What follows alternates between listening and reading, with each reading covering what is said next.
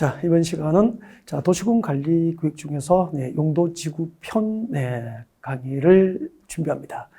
우리 앞 시간까지 이제 도시군 관리 교육 중에서 용도지역 편 공부했죠. 용도지역이 무엇인지, 그리고 우리나라 국토를 대상으로 지정되는 용도지역의 종류, 모두 도시지역 안에 16개, 도시지역 밖에 5개, 21개 용도지역을 배웠습니다. 그리고 그 21개 용도지역별 각각의 지정 목적이 있었죠. 예를 들면 일종전용주거지역은 단독주택 중심의 야간 주거환경 보호를 목적으로 한다라고 하는 것부터 시작해서 자연환경 보전지역의 실현 목적, 자연환경 보전, 수자원 보전, 해안 보전, 생태계 보전, 상수 및 문화재 보전, 그리고 수산종 보호 육성을 목적으로 자연환경 보전지역이 진행됩니다. 이렇게 공부를 다 하신 거예요. 네. 자, 그리고 이제 내곡이 어떤 용도지역에 땅 샀을 때 대지 면적의 몇 %까지 건축이 가능할까? 용도지역에서의 대지에서 건축 가능한 건축 면적을 규제하는 건폐율에 대해서 공부했고요. 그리고 또 내 고객이 어떤 용도지역에 땅을 샀을 때 건축 가능한 높이, 건축 높이를 규제하는 용적률까지 공부를 하신 거죠. 용도지역 안에서의 건폐율과 용적률까지 앞전에 공부를 했습니다. 자, 그러면은 용도지구가 무엇일까? 여러분 용도지구가 무엇인지 그 개념이 있잖아요. 여러분 이거 살짝 한번 읽어봐요. 읽어보셔도 무슨 말인지 모르죠. 그래서 지금부터 용도지구가 무엇인지 여러분에게 개요 설명 좀 드리고 같이 한번 읽어봐요. 그러면은 가슴이 와닿게 되거든요. 그래서 자, 고개를 드시면 됩니다. 자, 용도지구가 무엇일까 보십시오. 우린 잠시 전에 이렇게 공부했습니다. 우리나라 국토 전 국토를 대상으로 이제 용도지역이 지정되는데, 자, 인구와 산업이 밀집되어서 이미 개발했고 앞으로 개발할 곳을 용도 지정합니다. 뭐죠? 도시지역이다라고 배웠어요. 맞죠? 그리고 도시지역 안에 있는 토지, 도시지역 안의 토지는 다시 그 토지의 기능과 특성에 따라서 크게 4개의 용도지역으로 구분됩니다. 자, 도시지역이 시분되면은 그렇죠. 주거지역, 상업지역, 공업지역, 녹지지역으로 세분이 됩니다. 라고 했고요. 네, 그러면은 주거지역이 뭐죠? 쉽게 아십시오. 주거지역으로 지정된 우선 서울에서 주거지역은 주거용도, 그러니까 단독주택이나 공동주택과 같은 주거용도, 그죠? 단독주택이라든지 그리고 아파트, 공동주택과 같은 주거용도의 건축을 목적으로 용도 지정된 곳이 주거지역 맞죠? 그 다음에 상업지역은 업무용도의 빌딩이라든지 상가 건축, 상가 건물을 건축할 목적으로 용도 지정된 곳이 상업지역 맞죠? 공업지역은 공장 건축을 목적으로 용도 지정된 곳이 공업지역이에요. 그러면은 녹지지역은 녹지 보전의 목적이죠. 녹지 보전의 목적. 그래서 주거지역, 상업, 도시, 자, 이렇게 녹지 보전이 목적이죠. 근데 만약에요, 주거지역으로 용도지역이 지정된 지역이라면은, 공장 건축을 제한할 수 있죠. 그죠? 근데 공장 건축을 제한할 수도 있지만, 만약에 주택가 주변 지역에 이제 장마철에 비가 많이 오고 옆에 계곡물이 넘치면은 침수돼서 자연재해를 당할 수도 있잖아요. 근데 주거지역으로 지정하면은 공장 건축을 막을 수 있지만 자연재해를 막을 수가 없잖아요. 그래서 주거지역에서 재해를 예방할 목적으로 주거지역 위에다가 추가로 방제지구라고 하는 용도지구를 만들게 된 겁니다. 그러면 이 방제지구는 글자 그대로 재해를 예방할 목적으로 지정한 용도지구이기 때문에 방제지구가 지정된 지역은 재해에 대한 안전이 확보되지 못하는 건축을 못하도록 주거지역의 건축 제한이 강화가 돼요. 이렇게 지정된 주거지역, 용도지역의 건축 제한을 강화하여서 재해 예방을 목적으로 그 주거지역 위에 추가로 방제지구라고 하는 용도지구가 지정된 거예요.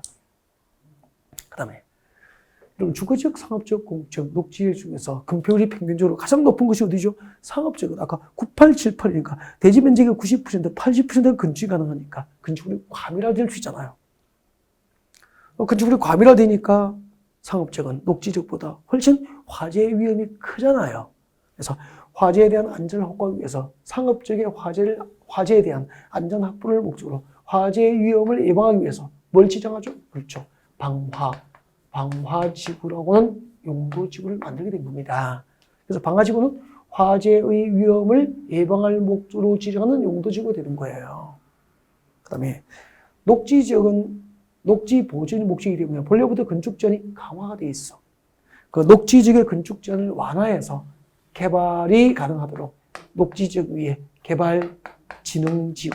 개발진흥지구라고 하는 용도지구가 지정됩니다. 여러분 지금 용도지구가 만들어지는 과정을 본 거죠. 왜 이런 용도지구라고 하는 제도를 만들었을까? 그 입법 취지를 설명드린 거예요. 그럼 이제 결론. 용도지구는 주거지역, 상업지역, 녹지지역 이렇게 용도지역이 이미 지정돼 있었어. 이미 지정된 용도지역 안에서 건축 제한을 더욱더 강화 내지 완화하여서 그 용도지역의 지정으로 달성할 수 없는 부수적인 목적들, 네, 예를 들면 경관을 보존하고 재해를 예방하고 화재를 예방하고 이런 용도지역의 지정으로 달성할 수 없는 부수적인 목적 달성을 위해서 용도지역 안에 건축 제한을 더욱더 강화 내지 완화 적용할 목적으로 용도지역 위에 부가적으로 지정되는 것을 용도지구라고 하는 거죠. 그래서 핵심은 이거예요. 봐요. 여러분 교재에 밑줄 그으십시오. 용도지구가 뭐냐면은 용도지구는 자 지정된 용도지역 안에서 지정된 용도지역 안의 건축 제한을 더욱더 강화 내지 완화하여 적용, 여기까지 미치면 되죠. 이미 지정된 용도지역 안에서 건축 제한을 강화 내지 완화 적용할 목적으로 그 용도지역 위에 부가적으로 지정하는 것, 이것을 용도지구라고 합니다. 이 부분을 꼭 기억을 하셔야 돼요. 지정된 용도지역 안에서 건축 제한을 더욱더 강화 내지 완화 적용할 목적으로 도시군 관리구로 결정 고시된 지역을 용도지구라고 합니다. 이게 4년 전에 시험 문제였어요. 용도지구가 무엇인지 물어봤는데 정답률이 40%가 안 되는 거예요. 왜 대답 60%, 나머지 60% 이상이 왜 대답을 못했을까요? 답을 못 찾았을까요? 용도지구가 무엇인지도 모르고 용도지구의 종류만 그냥 외운 거예요. 기본적인 개요 이해가 안 됐다는 거잖아요. 특징은 7곳인데 시험 안 나와요. 그 다음에 중요한 게 이거예요. 용도지구 분류입니다. 우리 사람을 연구하려면은 일단 사람은 성별을 기준으로 하면은 남자 사람과 여자 사람으로 구분이 되잖아요. 마찬가지야. 용도지구를 분류하면은 몇 가지가 있을까? 최소한 용도지구에 분류하면은 일단은 3가지 정도. 이 용도지구 분류하면 무엇이 있습니까? 이걸 알고 있어야 되죠. 그래서 일단 입문과정은 2가지 기본만 딱 가르쳐 드릴게요. 법령상 용도지구가 있습니다. 용도지구를 분류하면 법령상 용도지구가 있어요. 배우십시오. 용도지구는 법령상 용도지구가 있다. 이게 안 되면은 그냥 뒤죽박죽 외우는 거죠. 체계가 없어. 법령상 용도지구가 있고요. 그 다음에 시도지사, 전국의 시도지사, 대도지시장들, 우리 입문과정 1회차 첫 시간에 배웠죠. 시도지사. 여러분, 시도지사는 국토교육법상 시도지사를 하면 누구죠? 특별시장, 광역시장, 세종특별자치시장, 제주특별자치도지사, 도지사를 시도지사로 합니다. 그리고 대도시장입니다. 대도시시장. 이것도 배웠죠. 대도시시장이란 특별시, 광역시, 특별자치시가 아닌 시 중에서 특별시, 광역시, 세종특별자치시가 아닌 시 중에서 인구가 얼마? 50만 이상, 인구 50만 이상이 되면 대도시가 됩니다. 이렇게 시도지사, 대도시시장, 시도지사, 대도시시장은 전국의 시도지사, 대도시시장들은 시도나 대도시의 지역 여건상 필요하면은 이 법령상 용도지구 외에 새로운 용도지구의 신설을 시도별로 필요한 용도지구의 신설을 지역 여건상 필요한 용도지구의 신설을 도시군관리구역으로 결정하여 고시를 할 수 있어요. 그래서 시도의 지역 여건상 필요해서 신설 용도지구가 있다. 그렇게 이해하시면 되잖아요. 그래서 용도지구를 크게 분류하면 2가지입니다. 법령상 용도지구와 시도별로 지역 여건상 필요에 의해서 신설될 수 있는 신설 용도지구가 있다. 그렇게 하시면 되죠. 일단 이 2가지를 목차를 좀 외웠으면 좋겠습니다. 그래서 우리 법원 목차를 분류만 잘하고 기본적인 개요만 이해를 잘해도 법 공부의 3분의 1은 공인중개사 시험에서 완성이라고 보시면 돼요. 그 3분의 1을 버리고 암기 위주로 가니까 힘들어지는 거죠. 아, 그런 거구나. 그럼 법령이 뭐죠? 법령은 법은 국토의 계획 및 이용에 관한 법률. 지금 우리가 공부하는 이 법입니다. 이 법. 이 법이 뭐죠? 국토계획법이잖아. 국토의 계획 및 이용에 관한 법률. 령은 뭐죠?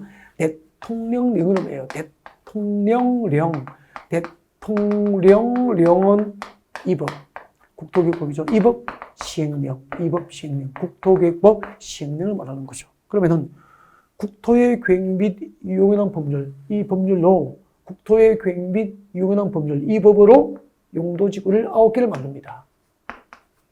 그 9개 중에서 5개가 대통령령으로 세분이 돼요. 세부적으로 나눠진다 이 말이야. 세부적으로 나눠서 아까 도시지역이 세분되면 주거지역, 상업지역, 공업지역, 녹지지로 세분되고요. 주거지역, 상업지역, 공업지역, 녹지지역이 세분되면 다시 16개로 세분되잖아요. 이렇게 국토의 계획 및 이용하는 법률로 9개를 만들고 대통령령으로 그중 9개 중에서 5개를 세부적으로 다시 나누어서 용도지구가 이렇게 만들어지는 거예요.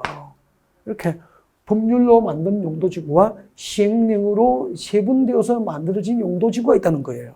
이것을 법령상 용도지구라고 합니다. 이렇게 배워보신 적 없죠? 자, 그러면은 법령상 용도지구부터 공부합니다. 지금부터 이제 용도지구는 법령상 용도지구와 시도별로 지역 여건상 필요에 의해서 신설되는 용도지구가 있는데, 자, 그 중에서 법령상 용도지구, 법령상 용도지구를 지금부터 이제 공부를 해보겠다는 겁니다. 자, 법령상 용도지구. 자, 화면을 올려보겠습니다. 법령상 용도지구입니다. 자, 용도지구, 법령상 용도지구. 자, 9개가 나와 있죠. 9개. 10번. 그 밖에 용도지구까지. 자, 그러면은 보십시오. 경관지구, 경관지구, 고도지구, 방화지구, 방제지구, 보호지구, 취락지구, 개발진흥지구, 특정용도제한지구, 복합용도지구, 이렇게 해서 그거에서 9개를 어떻게 오냐면은 이렇게 옵니다. 암기방법 필기도 괜찮아요. 교재 옆에다가 화재를 경고하는 특별보도가 있었다. 화재 경고 특보죠. 화재를 경고하는 특보, 특별보도가 있었어요. 화재 경보 특보, 화재를 경고하는 특별보도가 있었다. 개들도, 전국의 개들도 복종하고 취하여라. 이렇게 해서 외우면 됩니다. 재밌지 않나요? 웃어주셔야죠. 자, 용도지구 세분합니다. 용도지구 종류. 네. 국토의 계획 및 이용에 관한 법률을 지금 저희들은 공부하고 있고요. 이 국토의 계획 및 이용에 관한 법률로 만든 9개입니다. 어떻게 오죠? 화재를 경고하는 특별 보도가 있었다. 개들도 복종하고 취하여라. 전국의 개들도 복종하고 취하여라. 이렇게 해서 연습합니다. 같이 할까요? 방화지구, 방제지구, 경관지구 있습니다. 경관지구, 고도지구, 특정 용도 제한입니다. 특정 용도 제한지구가 있습니다. 특정 용도 제한지구 있죠? 특정 용도 제한지구. 그 다음에 보호지구가 있어요. 보호지구가 있습니다. 보호지구. 그리고 개발진흥지구가 있습니다. 개발진흥지구가 있습니다. 개발진흥지구. 그리고 복합용도지구가 있습니다. 복합용도지구가 있고요. 그리고 취락지구가 있습니다. 이렇게 해서 9개가 있어요. 어떻게 했죠? 화재를 경고하는 특별보도가 있었다. 개들도 복종하고 취하여라. 개복치 그렇게 보시면 되고요. 이 중에서 이제 자, 몇 가지 보겠습니다. 경관지구는 고도지구 중요합니다. 고도지구는 밑줄 그십시오. 자, 쾌적한 환경 조성이나 토지의 효율적 이용을 위해서 밑줄 그십시오. 건축물 높이의 최고 한도를 규제를 목적으로 지정합니다. 이게 지정 목적이에요. 그래서 암기하십시오. 건축물 높이의 최고 한도 규제를 목적으로 지정합니다. 뭐죠? 고도지구예요. 손님이 공인중개사 여러분 사무실 방문합니다. 소장님. 공인중개사 사무소 소장님. 이 동네는 고도지로 묻겠습니다. 고도지가 뭐예요? 물어볼 거 아니에요. 뭐 대답을 해야 되죠. 네, 고도지구는 건축물 높이의 최고 한도 규제를 목적으로 지정된 용도지구입니다라고 해야 되죠. 예를 들면은 여러분 동네가 고도지구로 묶이면은 이 동네가 고도지구로 묶이면은 이 고도지구 안에서 건축물 높이의 최고 한도, 건축물 높이의 최고 한도를 도시공 관리로 결정 못합니다. 이 고도지구 안에서 건축물 높이의 최고 한도는 네, 30m다. 라고 최고 한도를 결정해서 고시해버리면은, 결정 고시를 해버리면은, 최고 한도가 30m로 결정 고시된 이 동네에서 땅을 사면은 그 30m를 초과해요. 30m를 초과하는 건물을 지을 수 없도록 규제를 받는 거예요. 결정 고시된 최고 한도 30m 이하로 건축을 해야 되는 거예요. 이게 고도지구예요. 건축물 높이의 최고 한도를 결정 고시하고 그 결정 고시된 최고 한도를 초과하여 건축할 수 없도록 높이 규제를 받는 게 고도지구 되는 거예요. 그 다음에 방화지구는 글자가 들어죠. 화재의 위험 예방. 이거 외우십시오. 화재 위험 예방을 목적으로 지정합니다. 방화지구. 그리고 방제지구는 재예방 줄 것이십시오. 재예방을 목적으로 지정합니다. 그 다음에 보호지구, 취락지구 나중에 다시 합니다. 세분되면은 다시 할 거예요. 개발지구도 다시 해야 되고 특정 용도 제한지구 별표예요. 자, 특정 용도 제한지구는 청소년 유해시설 등 미칠 것이십시오. 청소년 유해시설 등 특정 시대 입지 규제가 목적입니다. 특정 시세 입지 규제, 개발 입지 규제를 제한할 목적으로 지정합니다. 청소년 유해시설 등 특정 시세 입지 제한을 목적으로 지정합니다. 복합 용도지구 별도로 설명해야 됩니다. 자, 그렇게 해서 일단은 고도지구하고 방화지구하고 방제지구 그리고 네, 특정 용도 제한지구 중에서 지정 목적 꼭 암기하셔야 될 것들 체크해 드릴 거예요. 이 중에서 5개가 대통령령으로 세분됩니다.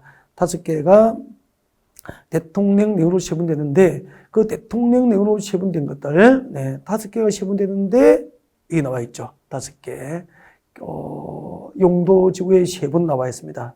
용도지구의 세분 5개제 세분 5개 대통령령으로 세분된 5개를 어떻게 오느냐 하면은 대통령령으로 세분되는 거 5개를 첫머리를 따서 암기하시면 되죠. 네. 여러분 교재 페이지를 이쪽으로 옮겨 오셨죠. 네. 이렇게 옮겨 오시고 17페이지죠. 교재 17페이지 오세요. 17페이지 오셔가지고 이 5개 대통령령으로 세분되는 5개 법률로 지정된 법률로 만든 9개 용도지구 가운데서 대통령령으로 세부적으로 다시 이제 세분 나누어질 수 있는 게 어떻게 오냐면 5개를 이렇게 봅니다. 경방, 보취계, 경방, 보취계 그렇게 봅니다. 경관지구, 방제지구, 보호지구, 취락지구, 개발지구는 대통령령으로 다시 세분되어서 지정이 가능합니다. 경방, 보취계 이렇게 보시면 되고요. 그 다음에 이제 여기서 경관지구는 이제 자연경관지구 그리고 시가지경관지구로 세분되고요. 특화경관지구 3개 있으면 꼭 외우셔야 됩니다. 자연경관지구, 시가지경관지구, 특화경관지구로 세분됩니다. 방제지구는 시가지 방제지구와 자연방제지구로 세분됩니다. 보호지구는 역사문환경 보호지구, 그리고 중요시설 보호지구, 생태계 보호지구로 세분됩니다. 취락지구는 자연취락지구와 집단취락지구로 세분이 됩니다. 그리고 개발지구는 5개가 있어요. 개발지구는 5개가 있습니다. 네, 5개가 있는데 쭉 나와 있습니다. 주거개발지구부터 시작해서 쭉 나와 있죠. 주거개발지구부터 산업유통 개발지구, 관광휴양개발지구, 복합개발지구, 특정개발지구 이렇게 5개가 있습니다. 이렇게 용도지구의 세분까지 공부를 하실 거예요. 그다음 이제 예를 들면 자연방제지구, 시가지방제지구, 역사문화환경 보호지구, 중요시설 보호지구, 생태계 보호지구 여기서 설명이 필요한 것은 이제 기본 이론 시간에 일단 강의를 해드릴 생각이에요. 지금 여기서 세부적으로 아직까지 들어갈 필요는 없다 그렇게 보시면 됩니다. 그다음에 이제 개발증주 5개도 이제 설명을 다 드리게 되죠. 네, 기본 이론 시간에. 그래서 지금은 일단은 용도지구의 개념하고 그리고 용도지구 분류, 종류들을 살펴보는 그런 시간입니다. 자, 그 다음에 이제, 다시 앞 페이지로 갑니다. 16페이지로 오셔가지고, 16페이지로 오셔서 16페이지에 봅니다. 보면은 이렇게 되죠. 조금 전에 지금 저희들은 용도지구의 분류를 공부하고 있어요. 용도지구 분류하면 두 가지, 크게 두 가지가 뭐죠? 그렇죠. 법령상 용도지구가 있죠. 국토의 계획 및 이용에 관한 법률, 이 법과 대통령령으로, 즉 이 법 시행령으로 지정되는 것을 법령상 용도지구라고 했어요. 법령상 용도지구가 있다. 지금 법률로 만든 용도지구 9개하고 대통령령으로 세분되는 5개, 경방, 보취계, 여기까지 공부한 거죠. 그죠? 네, 여기까지 공부했고요. 그 다음에 이제 대통령령으로 세분된 경관지구는 3개가 있죠. 자연경관지구, 시가지경관지구, 특화경관지구. 방제지구는 시가지 방제지구와 자연방제지구가 있다. 이렇게 그 종류까지 공부를 하신 거예요. 그 다음에 이제 뭐죠? 전국의 시도지사. 이 법령상 용도지구 외에 전국의 시도지사. 전국의 시도지사, 그리고 대도시 시장들. 전국의 시도지사, 대도시 시장들은 시도나 대도시의 지역 여건상 필요하면 시도나 대도시의 지역 여건상 필요에 따라서 법령상 용도지구 외 새로운 용도지구 신설을 도시공관리계획으로 결정 고시할 수 있다. 여기까지 공부한 거예요. 자, 이거 보십시오. 시도의 지역 여건상 필요에 의해서 용도지구는 신설될 수도 있다. 자, 시도지사, 대도시장들도 나와 있죠. 전국의 시도지사, 대도시시장들은 시도나 대도시의 지역 여건상 필요에 의해서 신설 용도지구의 명칭이나 지정 목적, 그리고 신설 용도지구에서의 건축이나 그리고 건축 제한에 관한 사항 등을 조례로 정하여서 법정 용도지구, 자, 국토계획법과 시행령에서 규정된 법정 용도지구 외 새로운 용도지구의 지정과 변경을 도시공관리로 결정할 수 있다. 이해가 됐습니까? 전국의 시도지사, 대도시시장들은 시도나 대도시의 지역 여건상 필요하면 법정 용도지구 외, 즉, 이때 법정 용도지구는 법령상 용도지구죠. 법령상 용도지구 외 새로운 용도지구의 신설을 도시공관리구역으로 새로운 용도지구의 지정과 변경을 도시공관리구역으로 결정고시할 수 있다. 이렇게 배운 거예요. 네. 그 다음에 이제 복합 용도지구는 기본 이론 시간에 들어가서 이제 세부적으로 공부할 내용임을 여러분에게 소개를 합니다. 자, 이렇게 해서 이제, 용도지구가 무엇인지, 그리고 용도지구의 종류와 세분, 그리고 그 용도지구별, 핵심이 되는, 용도지구의 지정 목적까지 이제 간략하게 설명을 드렸고요. 그 세분된 용도지구별 지정 목적은 이제 기본 이론 강의 시간에 여러분께 설명을 올리겠습니다. 라고 말씀드렸습니다. 네. 자, 그 다음에 이제 용도구역입니다. 용도구역. 자, 도시군 관리구역 중에서 용도구역편으로 들어갑니다. 용도구역편.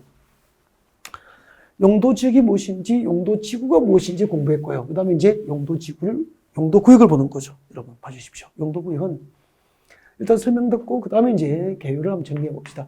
우리 입문과정은 개요를 정확히 이해하고, 그리고 용도지역, 용도지구의 세분, 분류를 정확하게 아셔서, 이제 앞으로 기본 이론을 공부하기 위한 기본적인 소양, 개요 이해와 체계를 잡아가는 과정이죠. 자, 보겠습니다. 용도구역. 여러분, 여기는 인천광역시의 인천이고, 용도지역은 도시지역이죠. 인천이고, 용도지역은 도시지역이다라고 가정을 합시다. 가정. 자, 그러면 이제 도시지역이니까, 도시지역은 주거지역, 상업지역, 공업지역, 녹지지역으로 시면 되겠죠. 여기는 인천시 녹지지역이에요. 인천시 녹지지역입니다. 네. 인천시 녹지지역이에요.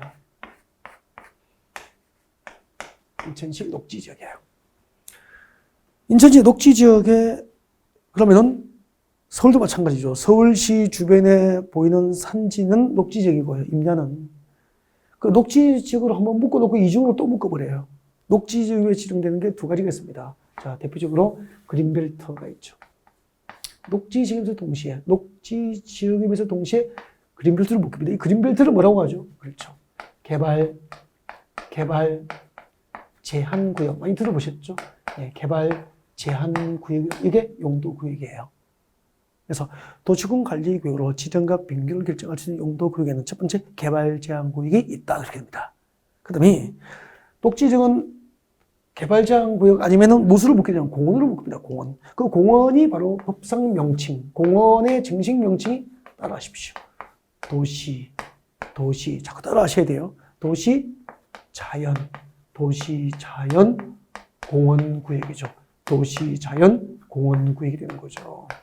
두 개의 용도 구역을 배웠습니다. 그러면은 지금 인천을 예를 들었고요. 서울도 마찬가지입니다. 서울시 주변에 보이는 임야, 산지가 있는 곳은 대부분 녹지지역이고 동시에 녹지지역에서 동시에 그린벨트, 개발제한구역과 도시자연공원구역.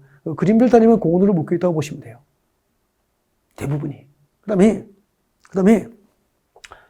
여기는 인천인데 그린벨트와 공원으로 안 묶여 있죠.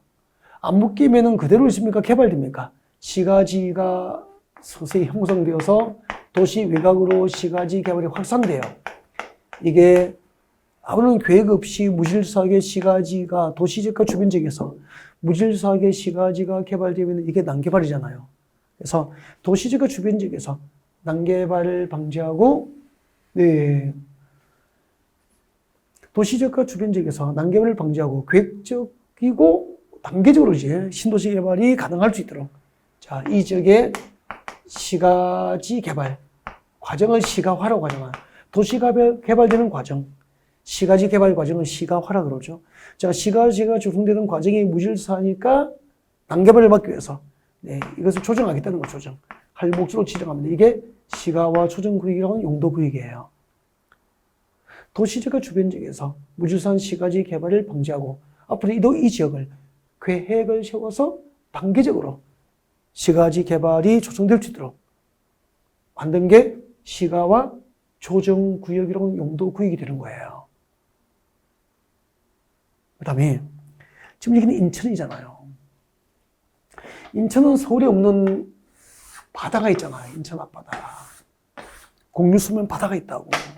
그러면은 인천 앞바다 중에서 수산자원 보호 육성을 목적으로 수산자원 보호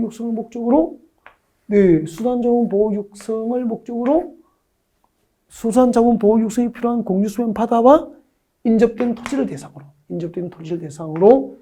네, 글자 그대로 수산자원 보호 육성을 목적으로 수산자원 보호 구역을 지정하게 되는 거죠.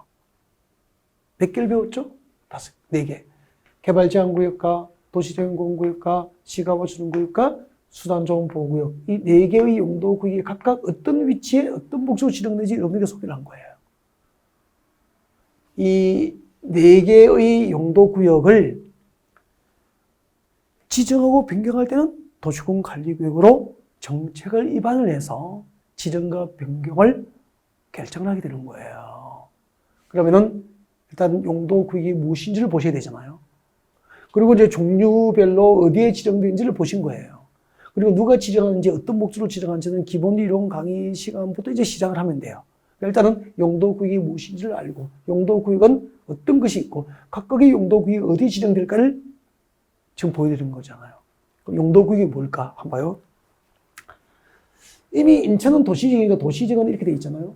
주거지역과 상업지역과 공업지역과 녹지지역이 이미 지정돼 있잖아.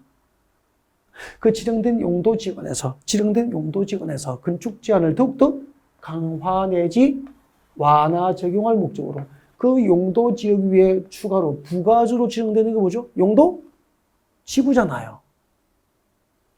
여러분, 이미 지정된 용도지역이 있었어. 주거지역, 상업지역, 공업지역, 녹지지역 등 이미 지정된 용도지역이 있었다고. 그 지정된 용도지역 안에서 건축 제한을 더욱더 강화 내지 완화 적용할 목적으로 이 용도지역 위에 부가적으로 지정하는 게 뭐죠? 용도지구예요. 용도구역은 뭘까? 이미 용도지역이 지정되어 있고요. 그 용도지역 위에 부가적으로 무엇이 지정되어 있죠? 용도지구도 지정되어 있어. 이 지정된 용도지역과 용도지구 안에서 건축 제한, 지역지구 안에서 건축 제한을 더욱더 강화 내지 완화하여 따로 정할 목적으로 지정하는 것을 무엇이라고 하죠? 용도구역이라고 하는 겁니다. 이거 꼭 감기를 좀 기억을 꼭 하셨으면 좋겠습니다. 이거 연습이 안 돼 있으면, 이게 개념이 정리가 안 돼 있으면 자꾸 무너지는 거죠. 성을 쌓아도 모래성처럼 자꾸 무너지는 거예요. 사상누각이라고 그러잖아요. 모래 위에 지은 누각은 무너질 수밖에 없잖아요. 기초가 튼튼하지 않으니까. 여러분 대답하십시오. 이미 지정된 용도 지역 안에서 건축 제한을 강화 내지 완화 적용할 목적으로 그 용도 지역 위에 부가적으로 지정됩니다. 뭐죠? 용도 지구. 지정된 용도 지역과 용도 지구 안에서의 건축 제한을 지역 지구 안에서의 건축 제한을 강화 내지 완화 적용할 목적으로 도시공 관리로 결정 것이 된 지역은 뭐죠? 용도 구역이 되는 거죠. 그래서 한번 줄 것이십시오. 나중에 조금 있다가 용도 구역이란 줄 것이십시오. 지금부터. 지정된 용도 지역, 지정된 용도 지역과 용도 지구, 지정된 용도 지역과 용도 지구 안에서의 건축 제한을 더욱더 강화 또는 완화하여 따로 정할 목적으로 지정하는 것. 이것을 용도 구역이라고 합니다. 이것을 책 보지 않고 말하는 연습을 하면 비법이에요. 1년 동안 공인중개사 공부를, 부동산 공부를 공부하시고, 공인중개사 시험을 준비하고 있어요. 1년 동안 부동산 공부를 공부하시고, 용도 지구가 뭐죠? 용도 구역이 뭐죠? 라고 물었는데, 책 보지 않고 말할 수 없었다면 개념이 정의가 안 됐다는 겁니다. 그 개념 정의에서 시작하십시오. 그리고 도시군 관리구로 지정과 변경 결정 고시할 수 있는 용도 구역은 개발제한구역부터 수단조합구역에 4개를 금방 배운 거예요. 누가 지정한지 나중에 하면 되잖아요. 각각 어떤 목적으로 지정한지는 기본 이론 시간에 배우면 되잖아요. 밑에 자료는 만들어놨지만 그 다음에 입지규제 최소구역을 소개합니다. 여러분 입지규제 최소구역이 뭘까요? 자, 지금부터 바꾸겠습니다. 자, 인천에서 입지규제 최소구역을 설명하기 위해서 인천에서 어디로 가느냐면은 서울로 바꿀 거야 하면 이제 서울로 갑니다. 서울도 용도지구는 도시지구잖아요. 이게 서울이에요. 서울 삼성동에 가면은 한국전력 본사가 있었어요. 삼성동 한전부지입니다. 한전부지. 한국전력 본사가 있던 땅, 한전부지. 한국전력 본사가 있었는데, 전라도 나주 혁신도시로 가버렸어요. 그러면 나주에 이제 혁신도시를 한국전력 본사가 옮겨가니까 도시를 하나 만든 거죠. 여기 한국전력공사가 왔죠. 이제 본사 건물을 지었을 거 아니에요. 거기에 살아야 할 가족들이 살아야 되니까 아파트 단지가 조성된 거죠. 아파트 단지가 만들어집니다. 주거 중심의 신도시가 건설된 거죠. 아이들 학교에 보내야 되니까 교육단지 학교가 들어오겠죠. 초중고. 그리고 주변에 상가나 업무용도의 빌딩, 상가가 형성될 거 아니에요. 이게 나중에 혁신도시예요. 건설 비용이 만약에 15조가 들었다면 그럼 정부 입장에서는 한국전력본사가 국가 공기업이잖아요. 이 강남의 삼성동의 한전부지를 팔아서 그 돈으로 나주 혁신도시 건설 비용을 구하겠다는 입장이에요, 기본적으로. 그러면은 정부 입장에서 나주 한국전력본사 땅을 비싸게 신속하게 매각을 해야 되잖아. 그럼 이 지역을 누군가가 땅을 샀을 때, 삼성동의 한전부지를 누군가 땅을 샀을 때, 그 개발 입지, 이 지역의 개발 입지를 규제해야 됩니까? 완화해줘야 됩니까? 이 지역에 개발할 수 있는 입지 규제를 완화를 해줘야 개발이 가능해지니까 10조의 땅을 사서 15조, 20조 자산 가치 창출이 가능해지잖아요. 그래서 자, 삼성동 한전부지, 자, 이런 지역에 개발할 수 있는 입지, 개발할 수 있는 입지 규제를 최소화해 줄 목적으로 용도구역을 만들었습니다. 이게 입지규제 최소구역. 7, 8년 전에 이 제도가 도입되었습니다. 입지규제 최소구역 제도가. 개발할 수 있는 입지규제를 최소화하겠다는, 규제를 최소화하겠다는 것은 최대한 개발을 보장하겠다는 거죠. 무엇으로? 제도적으로. 입지규제 최소구역 계획이라고 하는 이 행정계획에 의해서 개발 규제를 보장해 주는 거죠. 개발을 보장해 주는 거죠. 이것을 믿고 한번 말씀드렸나? 이 삼성동 한전부지를 우리나라 대기업 그룹에서 전부 서로 이 땅을 차지하려고 입찰에 참여했는데 당시 언론에서 시가 5조 6조 평가한 걸 현대자동차 그룹에서 정몽구 회장님이 10조에 질러버린 거예요. 그래서 현대가 이 땅을 가져갔죠. 여기다가 제2롯데월드의 버금가는 약간 높은 116층인가 110층인가 이렇게 메머드급 복합 건물을 빌딩을 지으려고 하다가 삽격 승인은 났는데 110층, 120층 빌딩 하나보다는 50층짜리 빌딩 3개가 경제적으로 더 낫지 않느냐 이렇게 해서 이렇게 삽격 수정 얘기도 시중에 나오게 해서 저는 잘 모르겠습니다. 아무튼 네, 입지 비제 최소 구역까지 설명을 드렸고요. 도시군 관리 계획으로 지정과 변경을 결정할 수 있는 용도 구역 법적으로 몇 개가 있죠? 5개. 개발 제한 구역과 도시 전용 구역과 시가와 준용 구역과 수단 조언 보호 구역과 그리고 입지 규제 최소 구역까지 설명을 드렸고요. 그다음에 이제 이 각각의 용도 지역별 누가 지정하는지 지정권자라든지 그죠? 예를 들면은 개발 제한 구역을 누가 지정하는지 예를 들면은 국토교통 장관이죠. 국토교통 장관은 개발 제한 구역의 지정과 변경을 위한 도시군 관리를 결정할 수 있다. 그래서 국토교통 장관이 이제 그린벨트 개발 제한 구역 그린벨트를 지정하고 변경을 결정할 수 있는 이제 지정권자 되는 거죠. 자, 이 용도 구역별 지정 목적이라든지 그다음에 4개가 있죠. 이 4가지 목적 달성을 위해서 국토교통부 장관이 개발 제한 구역 그린벨트를 지정하고 변경을 결정할 수 있는 결정권을 법적으로 갖고 있다. 그다음에 개발 제한 구역에서 땅 사면은 어떤 개발행위가 가능하고 어떤 개발행위를 제한할 건지. 네. 그리고 개발 제한 구역에서의 행위제한입니다. 어떤 행위자는 개발행위 제한이에요. 그린벨트 개발 제한 구역에서 땅을 소유한 자에게 어떤 개발행위를 법적으로 제한하고 어떤 개발행위를 허용할 건지 그리고 그 개발 제한 구역 관리에 필요한 사항은 이 법, 국토교육부에서 정하지 않고 따로 법률로 정하게 됩니다. 따로 법률로 정하게 됩니다. 이런 것들은 나중에 이제 1월 달에 이제 기본 이론 할 때 좀 세부적으로 다시 한번 설명을 드리기로 하고 지금 지정권자가 지정 목적을 암기하고 있고 그렇게 할 필요는 없죠. 입문과정에. 그래서 이제 용도 구역의 종류하고 용도 구역이 무엇인지에 대한 개요에 중점을 두고 이제 입문과정에서 강의를 쭉 진행을 드렸습니다.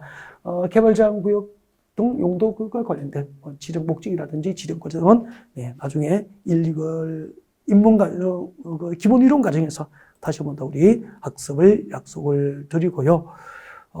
도시재생공구역 마찬가지입니다. 네. 그 다음에 이제 시가와 전구역, 다 마찬가지예요. 네. 그렇게 공부를 하기로 하고, 그 다음에 이제, 개발 밀도 관리구역. 개발 밀도 관리구역과 이제 기반시설 부담구역. 개발 밀도 관리구역과, 기반시설 부담구역의 용어 설명을 이제 드리면 되겠죠.